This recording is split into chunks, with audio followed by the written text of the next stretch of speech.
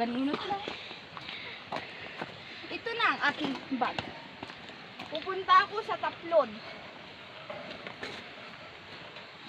At meron bang abroad dito? Meron naman, Tia! Saan kaya papunta dito ng Canada? Maalis na nga. Ha? Bakit siya naglaho? Sino ba to?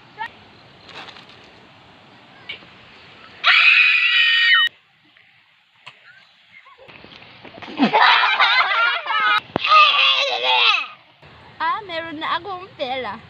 Pupunta ulit ako sa Pilipinas. Ang dami ko talagang pera. Tingnan nyo, oh. Parang marami ang pera ni ate girl, ha? Please, guys, like and subscribe naman, te. Pupunta na ako sa Pilipinas. At ano naman yun? Sirain na. Ay, nako.